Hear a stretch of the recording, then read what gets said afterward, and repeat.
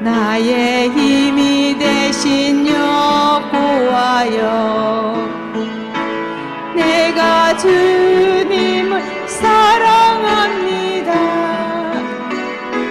주는 나의 반석이시며 나의 요새시라. 주는 나를 건지시는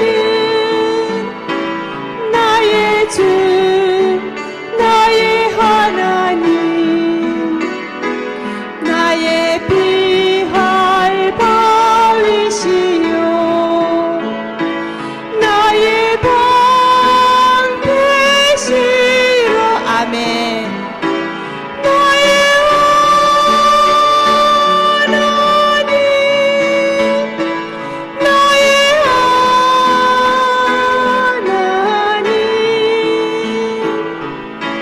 구원의 뿌리시요 나의 산성이라.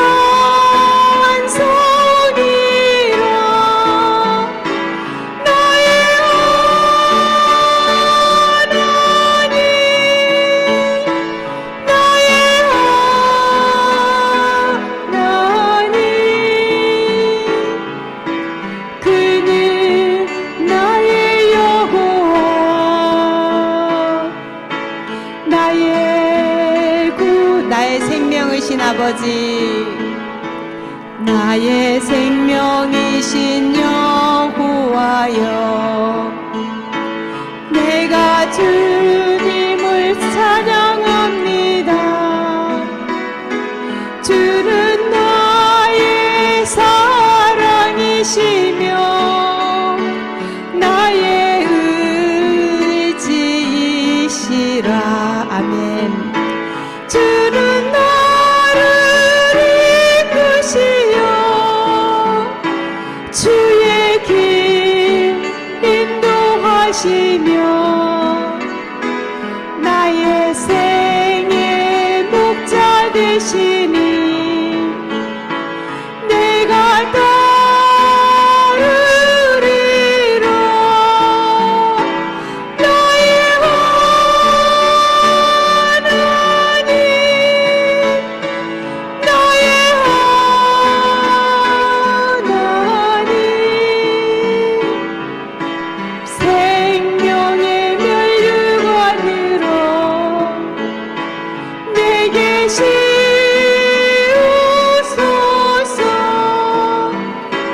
나의 하나님, 나의 하나님, 그는 나의 여호와, 나의 하나님, 나의 하나님.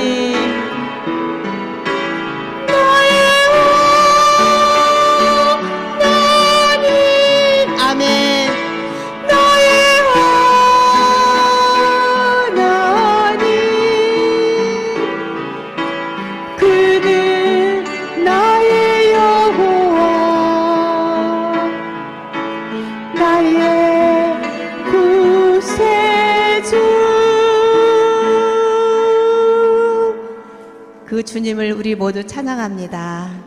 기도하겠습니다. 사랑의 많으신 하나님 아버지, 오늘도 주님의 그 크신 사랑으로 우리가 이곳에 있습니다.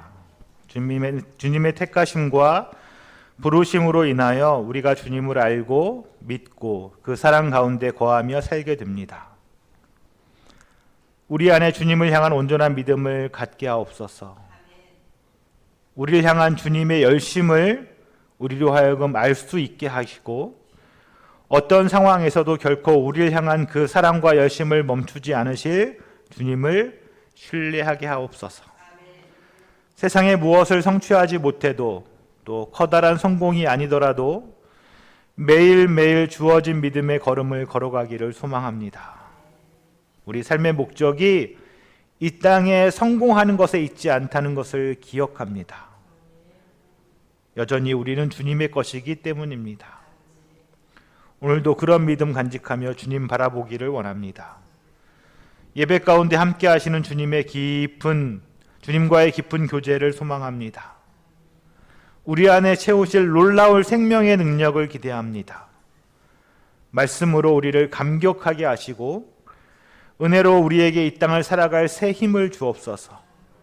이 예배가 주님께는 영광 돌리고 우리에게는 소망을 다지는 시간 되게 하여 주옵소서. 예수님의 이름으로 기도합니다. 아멘.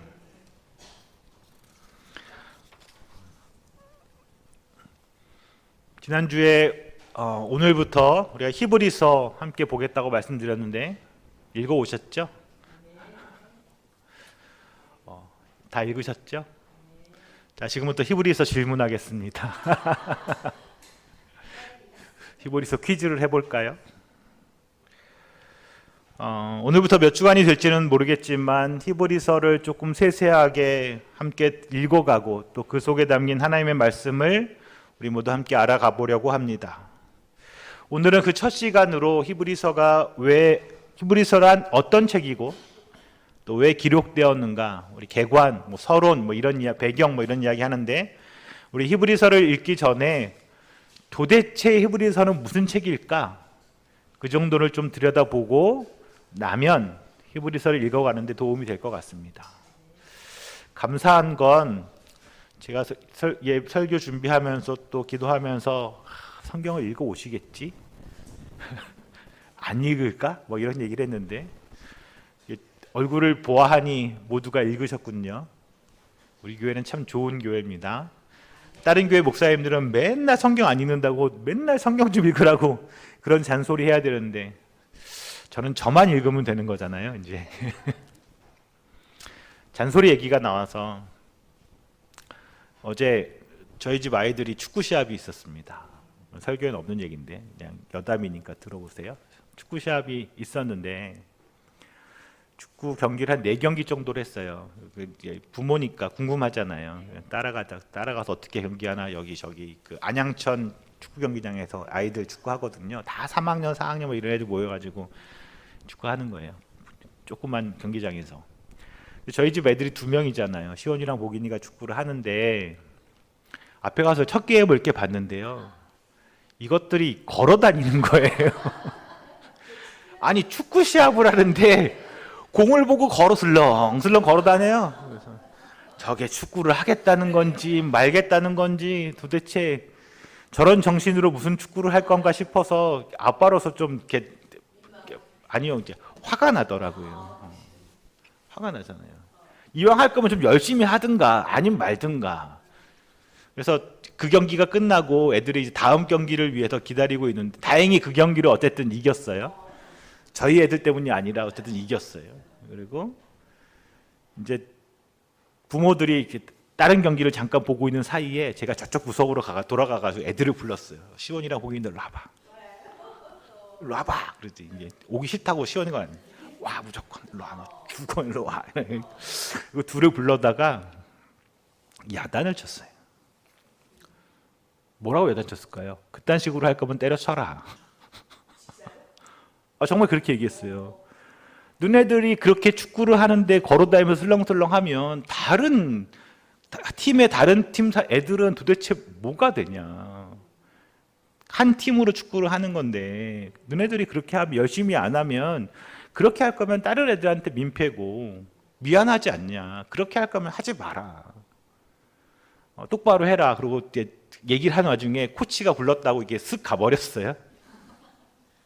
이제 그러고 나서 그 다음 경기부터 그 마지막 경기까지 어떻게 했다 그 얘기를 드리려고 하는 게 아니고요. 제 아내가 경기는 열심히 하긴 했어요. 근데 여전히 아빠로서 불만족스러운 면은 있어요. 막 열심히 뛰지는 않고 대충 뛰는 것 같아서. 근데 아내가 아이들을 바라보면서 이제 멀리 옆에 있지 못하고 저 멀리 대기실에 아이들은 있고 우리는 이제 펜스 밖에서, 그러니까 경기장 밖에서 구경을 하는 거거든요. 아내가 아이들한테 막 응원을 하는 거예요. 사인으로 막 잘한다 막 이렇게 응원을. 잘하긴 개뿔 멀잖아요. 근데 막 이렇게 응원을 하는 거예요. 엄마들이 막 다들 밖에 있는 엄마 아빠들이 막 소리를 지르면서 응원을 하는 거예요. 잘하는 것도 있지만 사실 잘 못해도 막 응원을 하잖아요.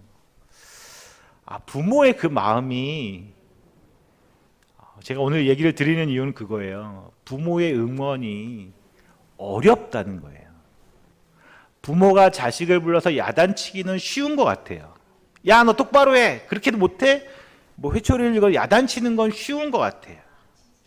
근데 아이들이 야단친다고 변하나요? 야단친다고 변하지 않아요. 사람은 변하지 않아요. 참 변하기 어렵습니다. 근데 지지해주고 응원해주고 괜찮다고 이야기해주고 잘할 수 있다고 얘기해주고 기다려주는 게 야단치는 것보다 훨씬 힘들어요. 그렇지 않습니까? 제가 설교해야 되는데 딴 얘기를 하고 있는데 훨씬 힘들어요. 근데 그 훨씬 힘든 그 시기를 버티며 응원해주고 잘할 수 있다고 믿어주고 밀어주고 하는 아이들이 결국은 잘하게 되는 것 같아요. 부모로부터 야단 맞고 주눅 들었던 아이들은 그 주눅의 순간들을 벗어나지 못하는 거죠. 그러니까 엄마 아버지가 있을 때는 잘해요. 잘하는 것처럼 보여요. 없으면 도로 마찬가지가 엉망이 되겠죠. 누군가 하나님에 대한 생각을 하면서 그런 마음이 들었어요. 우리가 뭔가 하나님 앞에서 잘못할 수도 있겠죠. 그렇죠? 우리가 하나님 뜻에 맞지 못하게 살아갈 수도 있어요. 근데 하나님이 성경이 일관되게 우리에게 이야기하는 건요, 하나님이 오래 참으시는 분이라는 거예요. 쉽게 채찍을 들어 때리지 않으세요. 너 왜 그딴 식으로 했어? 뭐라 하지 않으세요. 하나님이 얼마나 그게 쉽겠어요. 이렇게 말 한마디 하면 옛날 무슨 영화에 나오는데 뚝 한 번 하면 세상이 바뀌어버릴 수 있게 하실 수 있는데 그렇게 안 하고 어떻게 하셨다는 거예요? 참으셨다는 거예요. 그러면서 계속 얘기하시는 거예요. 뭐라고 얘기하세요? 내가 너를 사랑한다. 내가 너를 사랑한다. 우리 그 하나님의 마음을 꼭 기억해 주시기를 기억하셨으면 좋겠습니다. 오래 참으시는 하나님. 오늘부터 이 자리에 할머니, 할아버지, 어머님, 아버님들도 자식을 향하여 오래 참으시고 사랑을 멈추지 마시고 야단보다는 사랑으로 품어주시는, 아니 제가 그러겠다는 얘기예요. 그러면 좋겠다 생각이 들었습니다. 자, 히브리서 얘기해야 되는데요. 히브리서는 어떤 신학자들은 히브리서를 구약의 레위기라고 말합니다. 왜냐하면 신약의 레위기라고 말하죠. 신약에 있는 모든 책들 가운데서 히브리서가 제물, 대제사장, 제사장이 해야 되는 일, 뭐 이런 이야기가 가장 많이 나오는 책이기 때문이죠. 그런데 레위기 그러면 확 와닿는 게 있잖아요. 무슨 마음이 와요? 어렵다. 어렵다 이런 생각이 오죠. 상상만 해도 레위기 그러면 왠지 창세기, 출애굽기 콱 막히는 레위기 이렇게 되잖아요. 그러면 신약의 레위기라 불리는 히브리서는 어떨까요? 어렵습니다. 어렵습니다. 물론 책을 읽는 사람의 수준에 따라 다르겠지만 많은 신학자들이 히브리서가 해석하기 어려운 책이라고 말합니다. 하지만 동시에 톰 라이트라는 학자는 이렇게 말해요. 히브리서는 신약 성경에서 가장 활기차고 도전적이다. 어렵지만 새 친구를 만날 때처럼 히브리서를 알아가면 오늘과 내일의 교회에 뼈저리게 와닿는 강력한 메시지를 담고 있다. 또 흥미와 즐거움으로 가득하는 사실도 발견할 것이다. 자, 어렵지만 쉬운 책도, 그리고 중요하고 좋은 책. 모든 성경이 마찬가지겠지만 특히 이 시대를 살아가는 우리에게 꼭 필요한 책이 히브리서가 아닐까 생각이 들었습니다. 그리고 오늘부터 우리가 이런 시간도 준비했죠. 저도 열심히 준비할 테니까 여러분도 히브리서를 열심히 읽어오시며 이번 기회에 그 안에 담긴 이 히브리서라는 성경에 담긴 하나님의 마음, 하나님의 메시지를 우리가 깨달아 내 것 삼는 기회 되기를 바랍니다. 성령님께서 우리에게 지혜 주셔서 그 말씀을 밝게 알게 하실 것이라고 믿습니다. 자, 우리 히브리서 이제 시작해 보려고 하는데요. 히브리서 개관 말씀드렸죠. 먼저 히브리서의 형식, 그건 무언가를 생각해 보려고 합니다. 예전에 제가 학교 다닐 때, 신학교 다닐 때 교수님 한 분이 형식이 내용을 담는다 이런 말씀을 하셨어요. 그게 무슨 말일까? 형식 안에 어떤 형식인가, 그 형식을 알게 되면 내용을 알게 되는데 큰 도움이 된다. 아니, 내용을 알게 되는데 도움이 된다는 말이겠죠. 우리가 아는 것처럼 히브리서는 뭐 로마서, 고린도전서, 또 뭐 있어요? 없어요? 로마서, 고린도전후서, 그다음에 또 뭐 있어요? 지금 성경책을 보고 계시면서 야고보서, 뭐 베드로전서 이런 무슨 누구 전서, 누구 전서, 누구 후서, 뭐 누수서 이런 사람처럼 그런 책들을 다 뭐라고 얘기해요? 서신서라고 얘기하죠. 서신서. 히브리서도 서신서로 분류합니다. 무슨 어떻게 분류한다고요? 편지라는 거예요. 편지라는 말이죠. 그런데 히브리서는 일반적으로 우리가 아는 편지의 형식에서 많이 벗어나 있습니다. 우선 편지라면 초반에 누가 누구에게 쓴다 이런 말이 있어야 되는데 히브리서는 그런 말이 없습니다. 인사말도 있어야겠죠. 여러분 편지 써보셨죠? 자, 제가 제 아내에게 편지 쓴다면 사랑하는 아내에게 잘 지내고 있습니까? 뭐 이런 너무 그런가? 아내한테는 그런 편지를 안 쓰겠구나. 뭐 안부를 묻는 거 맨날 같이 살고 있는데 뭐 제가 멀리 사는 친구에게 쓴다면 그동안 잘 지냈냐 뭐 이렇게 안부를 묻는 편지겠죠.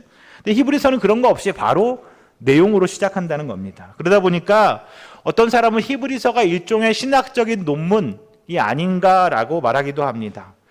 내용이 심오하고 또 체계적인 면도 있어서 뭐 그렇다고 할 수도 있겠지요. 하지만 히브리서에는 분명히 구체적으로 신앙적 위기에 직면한 성도들에게 목회적으로 어떻게 해야 하는가를 말하고 있기 때문에 단지 논문이라고만 말하기에는 또 어려움이 있습니다. 그렇다면 이 히브리서는 어떤 형식의 글이라고 말하는 게 맞을까요? 앞에 제가 말씀드렸던 걸 모아보면 히브리서는 편지의 형식을 빌어서 쓴 설교문입니다. 편지의 형식으로 쓴 설교문, 그러니까 권면의 편지, 이걸 읽는 사람들에게 무언가 설교적으로 영향을 주려고 쓴 편지라고 하겠지요. 히브리서의 마지막 부분이 13장 22절 한번 볼까요? 13장 22절에 이렇게 말합니다. 형제자매 여러분, 부디 이 권면의 말을 받아들이기를 권유합니다. 나는 여러분에게 짤막하게 썼습니다 라고 하였지요. 짤막하게 썼다. 긴 편지인데 어쨌든 이 편지를 저자는 권면의 말이라고 하죠. 권면의 말 뭐라고 해요? 설교라고 생각하고 쓴 것이라는 뜻입니다.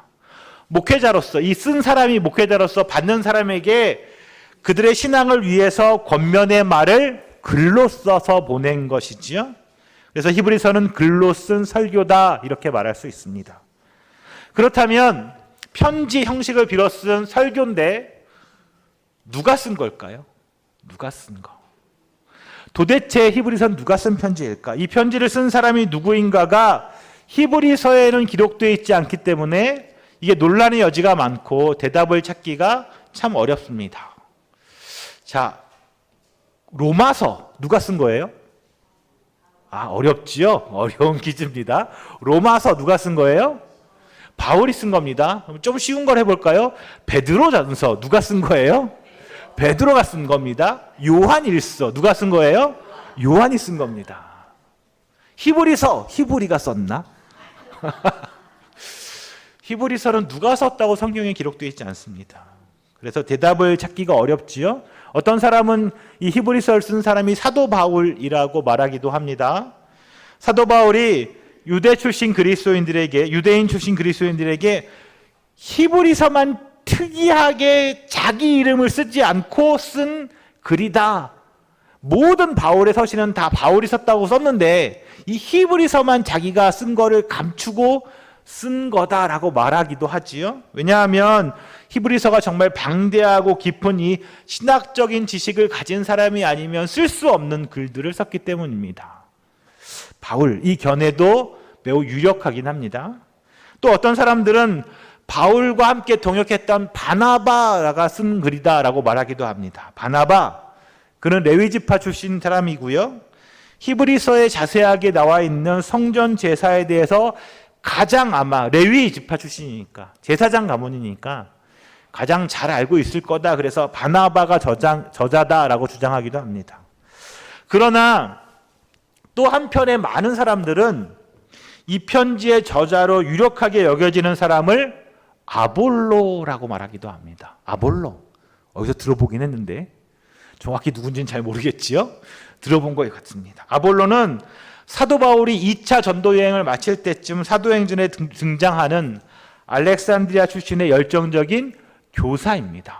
그러니까 이 말씀을 가르치는 사람이라는 교사가 알렉산드리아 출신의 교사였다. 아볼로가. 그는 성경에 박식한 자였고 예수에 대하여 가르침에 능한 자였다라고 누가가 사도행전에 기록하고 있습니다. 그는 사도 바울과 한때는 함께 동역하기도 했던, 그 당시에는 젊은 사람이었기 때문에 충분히 히브리서 저자라고 생각할 수도 있을 것 같습니다. 자, 히브리서 13장 23절에 보면 이런 말 있죠. 앞에 있는데, 우리 형제 디모데가 풀려나온 것을 알려드립니다. 그가 속히 나오면 내가 그와 함께 여러분을 만나보게 될 것입니다 라고 한 것에서 히브리서 저자가 사도 바울과 함께 그 영향 아래에서 함께 동역했던 사람, 그러니까 누구도 알아요? 디모데도 아는 사람이라는 거지요. 그렇게 추측할 수 있습니다. 그래서 아볼로가 이 책의 저자로서 가장 근접한 견해, 또 한 견해라고도 생각이 듭니다. 그러나 히브리서 2장 3절의 뒷부분에는 그것을 들은 사람들이 우리에게 확증하여 준 것입니다 라고 말했듯이, 히브리서 저자는 예수를 직접 보지 못했고 사도들을 통해서 예수를 알게 된 사람이라는 뜻이 그렇게 추측할 수 있습니다. 또 동시에 그렇지만 그가 가르치는 그 가르침은 사도적 권위에 필적할 만큼 높은 수준의 영적인 권위를 가진 사람이었다라고 생각이 드는 거죠. 자, 제가 여러 이야기를 했는데, 그렇다면 이 중에 도대체 누가 저자일까요? 누가 저자일까? 분명한 건 여전히 오늘날까지도 우리는 누가 이 책의 저자인지 알지 못합니다. 그 이유는 성경에 그것이 기록되어 있지 않기 때문입니다. 성경에서 그것을 밝히지 않기 때문이지요. 그래서 예전 초대교회 교부였던, 초대교회 선생이었던 오리겐이라는 사람은 그래서 히브리서 저자에 대해서 이렇게 말합니다. 그 정답을 말했는데 뭐라고 말했냐 하면 주님만이 아십니다. 누구만 안다고요? 주님만 아십니다. 그 말이 정답이라고 저는 생각합니다. 오직 주님만 아시겠죠? 자, 누가 히브리서 저자가 누굽니까? 라고 물어보면 어떻게 대답해야 돼요? 주님만이 아십니다. 네, 정답입니다. 주님만이 아십니다. 그렇다면 쓴 사람은 주님만 아시는데 받은 사람은 누굴까? 편지를 썼으니까, 써서 보냈으니까 받은 사람은 누굴까요? 제가 편지 형식의 설교문이라고 말씀드렸는데, 저자는 아까 말씀드린 주님만 아시는 사람이고, 그렇다면 그 편지를 받는 사람도 주님만 아실까? 자, 우리의 상상력을 좀 동원해보고 히브리서에 담겨있는 그 내용에서 추측해보건데, 일단 이 편지를 받은 사람들은 유대인이었고 유대인 출신의 기독교를 개종한 그리스도인들입니다. 왜냐하면, 왜일까? 히브리서 읽어보셨다 그랬으니까. 우선 이방인들은, 여기서 이방인들은 누구예요? 유대인이 아닌 사람들. 유대인이 아닌 사람들. 당시에 유대인이 아닌 사람들이지만 예수 믿는 사람들이겠지요. 유대인이 아닌 사람들은 구약에 나오는 성전에서 드리는 제사에 대해서 모릅니다. 레위기 내용을 그 헬라 사람들은 몰랐다는 거예요. 그 자체를 모르기 때문에 구약의 성전 제사에 대해서 아무리 얘기를 해도 이해할 수가 없었어요. 그러니까 이 히브리서를 쓴 사람들은 이 구약의 성전 제사의 내용을 아는 사람들이었겠지요. 그래서 누구예요? 유대인 출신이라는 거죠. 하지만 유대인으로 개종해서 그리스도인이 된 사람들은 여전히 자신들이 성전에서 구약에 나온 대로, 레위기에 나온 대로, 그들은 구약도 믿었고 또 뭐도 믿어요? 신약도 믿었으니까. 하나님도 믿고 또 누구도 믿어요? 예수님도 믿었으니까. 예수가 하나님의 아들로 온 그리스도라는 사실을 믿었으니까 하나님도 당연히 믿었겠죠. 그러니까 구약에 나오는 성전에서 드리는 그 레위기에 나온 제사를 자기가 예수를 믿지만 아직도 우리가 성전에서 제사를 드려야 하는 게 아닌가? 라는 고민을 하고 있었습니다. 내가 예수 믿지만 예수만 믿으면 끝인가? 아니 레위기에는 성전에서 제사를 드려야 속죄제, 속건제, 번제 이런 걸 드려야 된다고 했는데 내가 그거 해야 되는 게 아닌가라고 고민했다는 거죠. 그렇기 때문에 이 편지 히브리서에는 자세하게 성전 제사와 예수님의 십자가 죽음 간의 이 대조적인 의미를 강조하여 가르치고 있습니다. 그러니 이 편지는 먼저는 유대인으로 그리스도인이 된 성도들을 향하여 쓴 편지다라고 하겠습니다. 자, 기억하실 수 있으시죠? 근데 히브리서는 먼저 누구에게? 유대인이었는데 예수 믿고 그리스도인이 된 사람들에게 쓴 편지다라는 거죠. 동시에 이 편지를 받은 사람들이 거주했던 지역, 그 장소는 히브리서 13장 24절에 보면 이런 말씀이 있어요. 13장 24절, 여러분의 모든 지도자와 성도에게 문안하여 주십시오. 이탈리아에서 온 사람들이 여러분에게 문안합니다 라고 하신 말씀에서처럼 어디서 온 사람들? 이탈리아에서 온 사람들. 그러니까 이 편지를 받은 사람들은 이탈리아에 거주하고 있는 사람들이거나 혹은 이탈리아에 거주했던 사람들이겠지요. 그런 유대인 성도들로 추측됩니다. 이탈리아, 당시 이탈리아라고 하면 어디를 말하겠어요? 이탈리아. 당연히 로마를 말합니다. 이탈리아의 수도였던 로마. 그 로마에는 다양한 민족들이 들어와 살고 있었는데 그 중에 한 부류로 유대인 이민자들이 많이 있었고 그 이민자 중에 유대인으로 그리스도인이 된 공동체가 이 서신을 받는 대상이었을 겁니다. 제가 하는 말이 너무 어렵지 않으시죠? 자, 로마에 유대인이 이주해서 살고 있었는데 그들 중에 예수 믿고 그리스도인이 된 사람들, 우선은 그들에게 이 편지가 갔을 거다라는 겁니다. 그러면 이제 왜 그들에게 이 편지를 썼을까를 이제 알면 오늘 이야기가 끝날 텐데요. 오늘 설교의 제목이 히브리서는 왜 기록됐을까입니다. 다른 말로 말하면 히브리서를 써서 보낸 편지를 써서 보낸 저자의 목적, 이 쓴 목적이 무엇인가라는 거죠. 왜 히브리서가 당시에 로마에 살던 이 기독교인들에게 필요했을까라는 거예요. 다 똑같은 이야기인데 기독 목적이지요.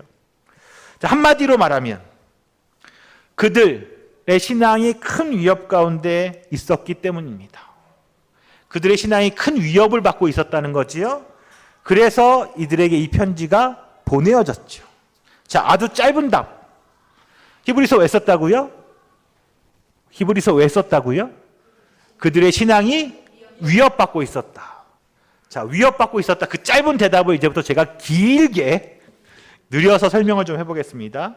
히브리서 쓴 첫 번째는 성도들의 박해를 위로하고 인내하기 위함이었습니다. 성도들이 받았던 그 박해, 그것들에 대해서 위로하고 그들에게 여전히 인내하도록 하기 위함이었다는 거죠. 히브리서 10장 32절부터 36절까지의 말씀을 우리가 같이 한번 보려고 하는데요. 자, 앞에 있습니다. 32절부터 36절까지의 말씀. 자, 저랑 한 절씩 교독하고 마지막 절은 같이 보겠습니다. 32절부터 제가 보겠습니다. 보이시죠? 여러분은 빚을 받은 뒤에 고난의 싸움을 많이 견디어낸 그 처음 시절을 되새기십시오.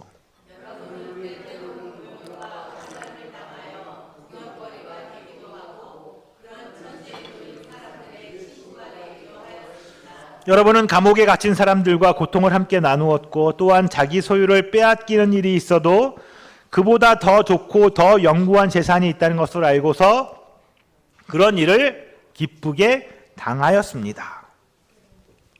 35절.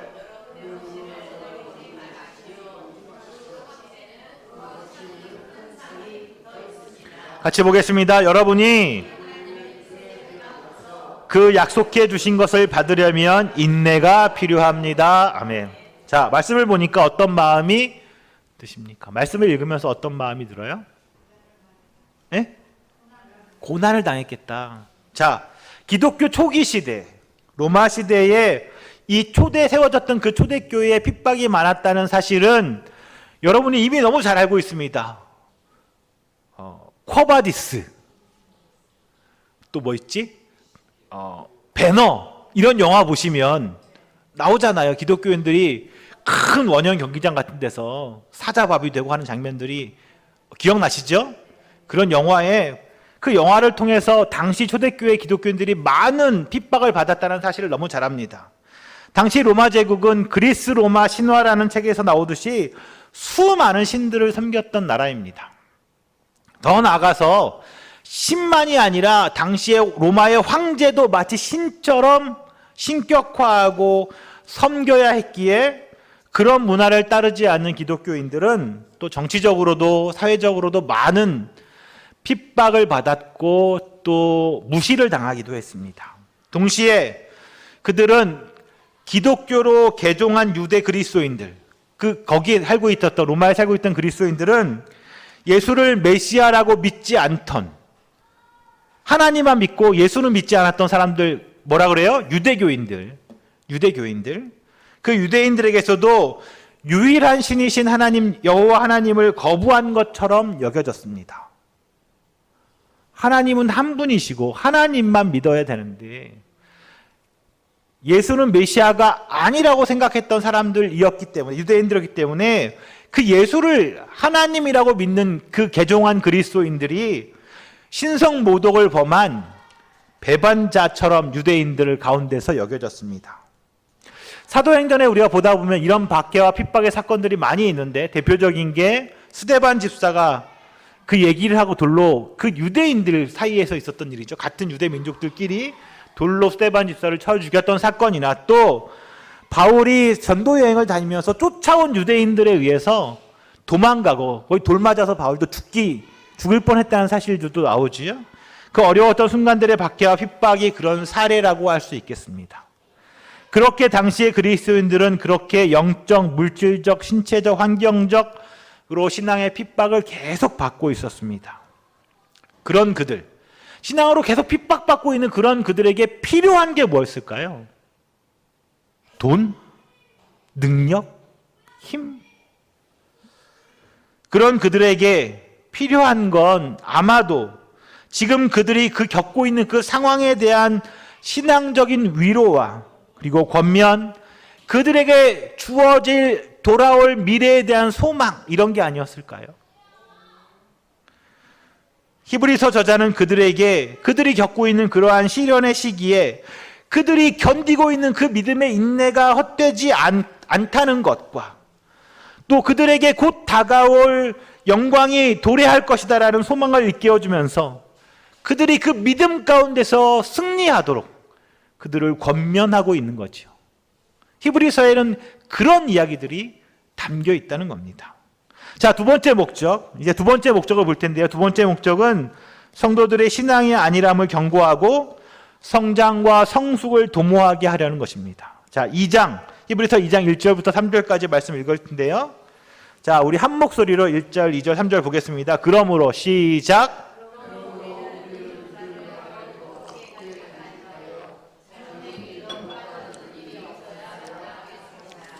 천사들을 통하여 하신 말씀이 효력을 내어 모든 범행과 불순종하는 행위가 공정한 갚음을 받았거든 하물며 우리가 이렇게도 귀중한 구원을 소홀히 하고서야 어떻게 그 갚음을 피할 수 있겠습니까? 이 구원은 주님께서 처음 말씀하신 것이요 그것을 들은 사람들이 우리에게 확증하여 준 것입니다. 아멘. 자, 구원을 소홀히 하고서야, 그런 말이 기억나지요? 학자들은 히브리서가 대략 주후, 그러니까 요즘 말로 하면 서기 60년부터 70년 사이에 기록되었을 것이다 라고 예측합니다. 이때는 아마도 사도들이 순교하기, 예수님을 제자들이었던 사도들이 순교하기 시작했던 때였습니다. 또 동시에 예루살렘으로부터 시작된 교회가 아시아 지역, 소아시아 지역을 넘어서 유럽까지 전파되어 각 지역에 교회가 세워지고 난 뒤에 대략 한 30년에서 40년 정도가 흘렀던 시기입니다. 왜 그렇게 계산하냐고요? 자, 보세요. 예수님이 오셨지요? 예수님이 몇 년 사역하셨어요? 30년 정도 사역했습니다. 30년 뒤에 돌아가시고 교회가 세워졌지요? 교회가 예수님 돌아가시고부터 예루살렘에 바로 세워졌지요. 그리고 예루살렘 교회가 소아시아 지역으로 유럽으로 교회가 세워지기 시작합니다. 그리고 그때가 대략 언제쯤이냐면 서기 30년, 40년 그때겠죠. 그리고 다시 60년, 70년이니까 대략 한 30년 정도 시간이 흘렀다는 겁니다. 그러니 이제 예수님 때 제자들이 죽거나 뭐 순교를 당하거나 이런 일들이 많이 일어나기 시작했던 때지요. 당시의 성도들은 사도들로부터 가르침을 받은 전도자들, 예를 들면 디모데 같은 사람들이었습니다. 그러니까 사도들은 죽었고 그 이후 사도들에게 가르침 받았던 그 2세대 목사들이 열심히 목양을 하고 있을 때였죠. 대표적인 인물이 디모데 같은 사람이잖아요. 그런 전도자로부터 복음을 전해받고 믿음을 가진 사람들이 당시에 약 60년, 70년경에 교회의 성도들이었다는 거죠. 데살로니가 전서를 보면 그런 이야기들이 있는데, 이제 부활, 죽음 이런 이야기를 하게 되는 이유가, 바울이 그런 이야기를 하는데, 처음 그들이 예수를 믿을 때는 예수님이 금방 다시 오실 줄 알았어요. 사도들은 예수님이 죽지 않으시고 죽었다 부활하시고 하늘로 올라가는 것을 목격했습니다. 예수님이 가시면서 뭐라 그랬어요? 네, 금방 다시 올 거다 이렇게 말씀하셨죠. 금방. 그러니까 사도들은 자신들이 살아있을 동안에 예수님이 다시 오실 거라고 생각했습니다. 그리고 함께 처음 믿었던 사람들도 그런 생각을 했겠지요. 그러니까 디모데가 예수를 믿을 때 디모데 부모들도 부모였던 할머니였던 그들이 살아있었다는 거예요. 그들이 예수를 믿을 때 그들이 죽기 전에 예수님이 오실 줄 알았는데 어떤 일이 벌어졌냐 하면 엄마 아빠들이 돌아가시기 시작하는 거예요. 하나님 믿었던 사도들이 죽기 시작하는 거예요. 예수님이 오셔야 되는데 왜 이런 일이 벌어지지? 이들이 어떻게 할 줄 몰랐어요. 금방 예수님이 다시 오실 거라고 생각했는데 시간이 지나도 기다리던 예수님이 오지 않고 여전히 자신들은 어떤 상황 가운데 놓여 있어요?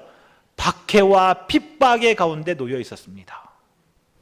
잠깐 몇 년만 견디면 될 줄 알았는데 한 2, 3년만, 아니 1, 2년만, 아니 6개월만 견디면 될 줄 알았는데 시간이 지나도 예수님은 오지 않고 그들을 향한 핍박과 압박들은 계속 더 커져만 갔던 거지요. 그러다 보니까 그들의 신앙 가운데 그리고 믿음 가운데 조금씩 틈이 생기기 시작했습니다. 뜨거웠던 믿음은 시들해지고 세상의 유혹에 연약해지는 그 신앙적인 위기를 경험하고 있었지요. 처음에는 죄를 이길 수 있는 힘이 있었는데 시간이 지나니까 죄와 싸움에서도 철저하지 못하고 적당히 타협하는 이 정도는 이만큼은 이 정도는 해도 되겠지 이런 말들이 이런 생각들이 교회 안에 자꾸 들어오기 시작했다는 거죠. 그러다 보니까 그들 중에 슬슬 모이기를 게을리하고 무슨 말이에요? 예배 안 나오고 모임이 안 나오고 봉사에 대한 열정도 식어가는 사람들이 나타나기 시작했습니다. 그래서 이 히브리서를 쓴 저자는 점점 믿음 생활에 활력을 잃어가는 이 안일해져가는 성도들에게 경고와 또 격려와 이 심판에 대한 위기의식과 또 장차 여러분이 주님 앞에 설 때 받게 될 상급 이런 걸 이야기하면서 그들에게 경정을 울려주고 다시 열심을 내도록 그렇게 하고자 편지를 통하여 그 이야기를 전달하려고 했다는 거죠. 그런 내용의 위로와 권면의 글들을 이 히브리서는 담고 있습니다. 자, 히브리서 6장 10절부터 12절의 말씀 같은 것이 이런 권면의 대표적인 글이라고 할 수 있는데요. 제가 한번 읽어보겠습니다. 10절 하나님은 불의하신 분이 아니므로 여러분의 행위와 여러분이 하나님의 이름을 위하여 나타낸 사랑을 잊지 않으십니다. 여러분은 성도들을 섬겼으며 또 지금도 섬기고 있습니다. 여러분 각 사람은 같은 열정을 끝까지 나타내서 소망을 이루시기를 바랍니다. 여러분은 게으른 사람이 되지 말고 믿음과 인내로 약속을 상속받은 사람들을 본받는 사람이 되어야 합니다. 아멘. 이렇게 말했다는 거죠. 특별히 히브리서 5장 12절부터 13절의 말씀은 오늘 이곳에 있는 우리에게도 적용되는 말씀일 텐데요. 우리 한번 읽어보면 좋겠습니다. 5장 12절 13절 있으시죠? 읽겠습니다. 시작.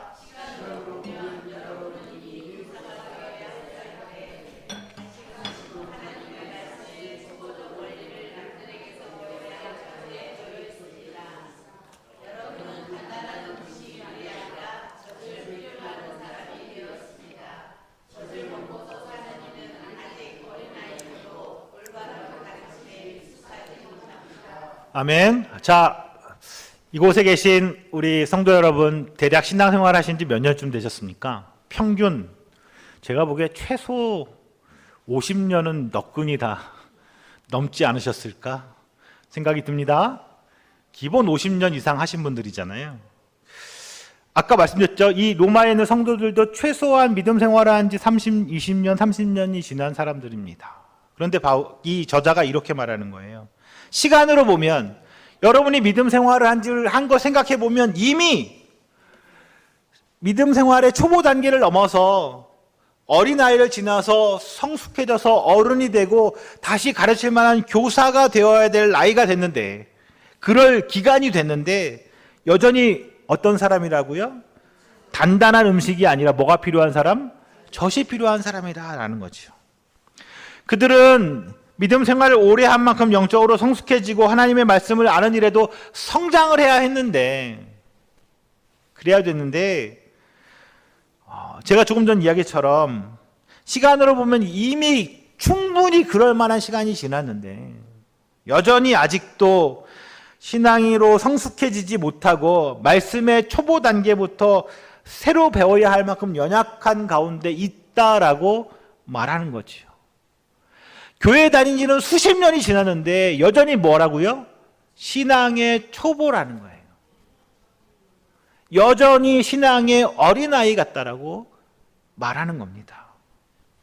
이렇듯이 히브리서 저자는 성도들의 영적, 지식적, 신앙생활적 그런 봉사와 예배와 모임에 대하여 많은 지도와 또 격려와 권면을 이 서신에 담고 있습니다. 그리고 말씀드린 것처럼 이런 권면들은 오늘 우리에게도 필요한 것들이라고 생각하지요. 세 번째 목적, 유대인 성도들이 성전 제사 방식의 삶으로 돌아가지 않도록 그것들을 막으려는 목적에서 썼다는 겁니다. 히브리서 10장 1절부터 4절의 말씀인데요. 우리 한번 볼까요? 1장 1절부터 4절 저랑 한 절씩 교독해 보겠습니다. 1절, 율법은 장차 올 것들의 그림자일 뿐이요 실체가 아니므로 해마다 반복해서 드리는 똑같은 희생제사로서는 하나님께 나오는 사람들을 완전하게 할 수 없습니다.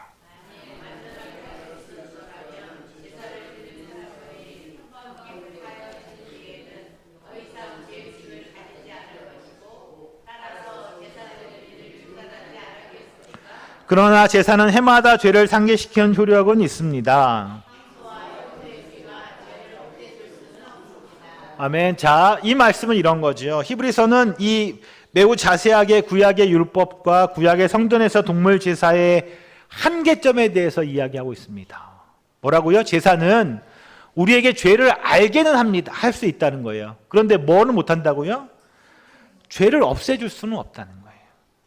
성전 제사는 죄를 없애는 일을 위해서 이스라엘 민족에게 주신 이 모세를 통하여 주신 율법의 이야기지만, 방법이지만, 그러니까 죄를 짓는데 도무지 이 죄의 문제를 해결할 수 없으니까 우선은 뭐를 통해서? 제사를 통해서 하나님이 그 죄를 용서받는 길을 우리에게 알려주시긴 하셨는데 이것은 원래 영원한 게 아니라 단회적인 거라는 거예요. 그래서 이것은 본체가 아니라 뭐라고요? 그림자였다라고 말하는 거예요. 본체의 그림자다라고 말하는 거죠. 그러면 본체는 우리 구주 예수 그리스도께서 이루신 십자가의 대속적 죽음이라는 겁니다. 예수님이 이 땅 가운데 예전에 구약 시대에는 제사를 드려서 죄를 용서받는 길이라도 해야 된다. 그거라도 해야 된다는 거였죠. 안 그러면 어떻게 돼요? 안 하면 어떻게 돼요? 죽으니까. 영원히 죽으니까.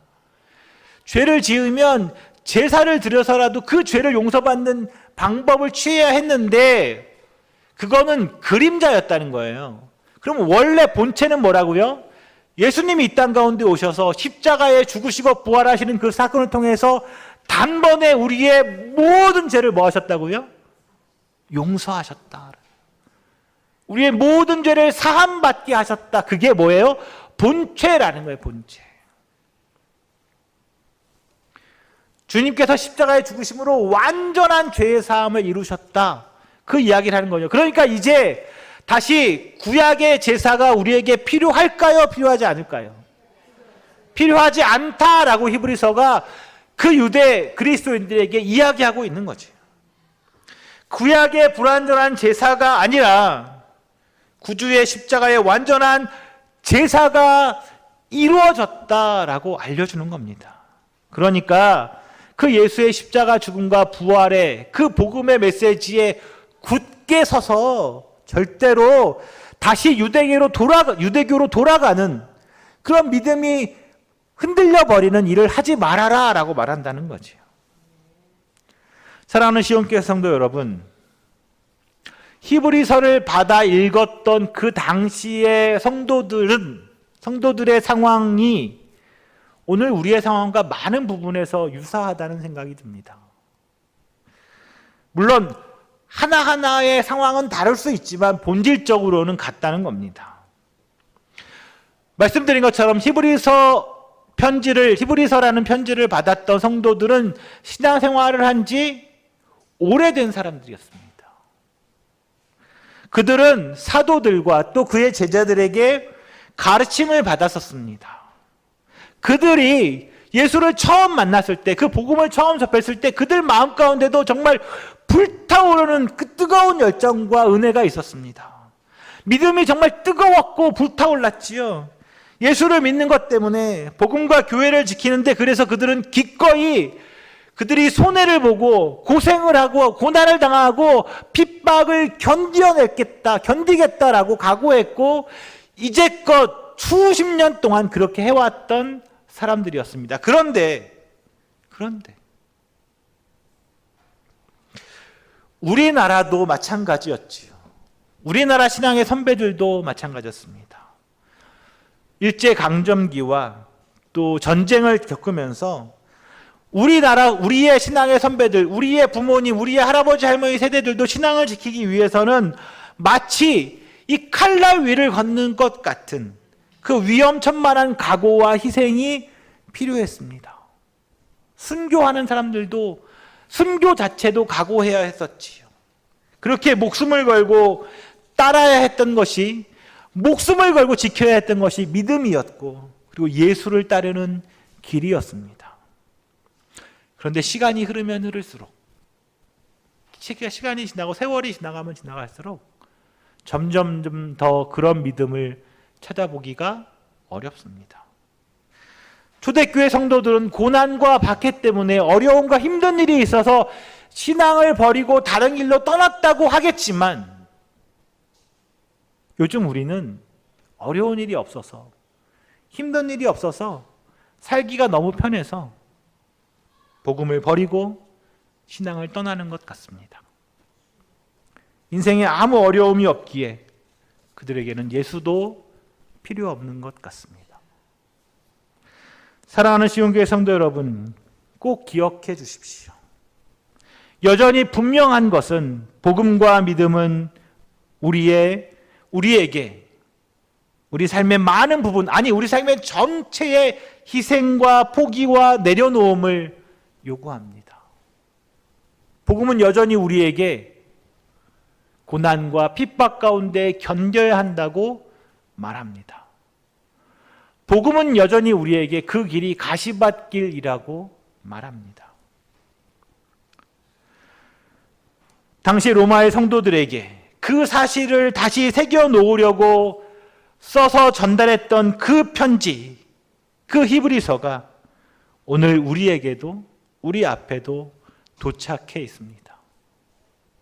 앞으로 이 히브리서 내용을 깊이 함께 살펴보면서 우리의 믿음이 더욱 깊어지고 넓어지고 크고 성숙해지는 은혜가 있기를 소망합니다.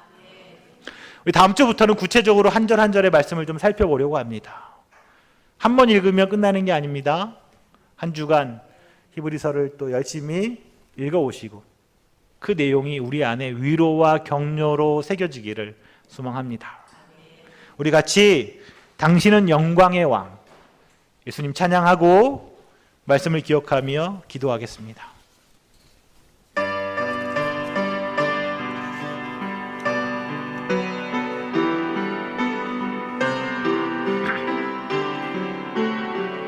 당신은 영광의 왕, 당신은 영광의 왕, 당신은 평강의 왕, 당신은 하늘과 땅의 주, 당신은 정의의 아들. 천사가 무릎 꿇고 예배하고 찬송 안에 영원한 생명 말씀. 당신은 예수 그리스도죠. 아멘. 호산나 다윗의 자손께, 다윗의 자손께 호산나 불러 왕 중에 왕. 높은 하늘에 영광을 예수 주 메시아 안에. 호산나 다윗의 자손께, 호산나 다윗의 자손께 호산나 불러 왕 중에 왕. 높은 하늘엔 영광을 예수 주 메시아 안에.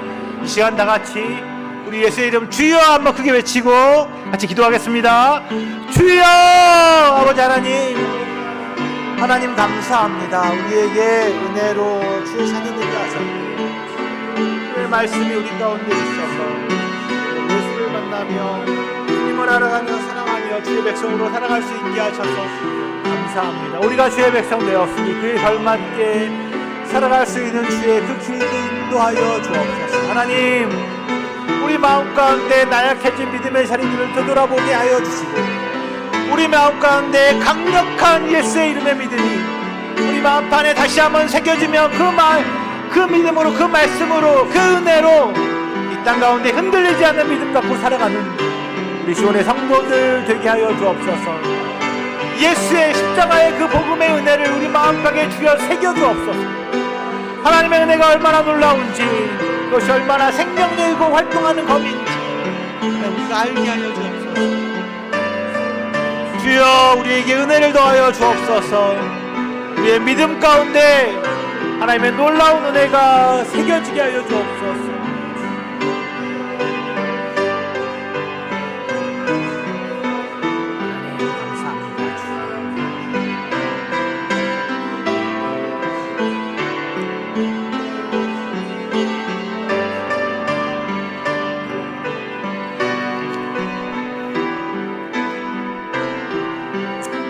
감사합니다 주님.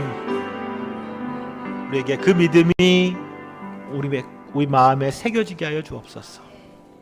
예수님의 이름으로 기도합니다.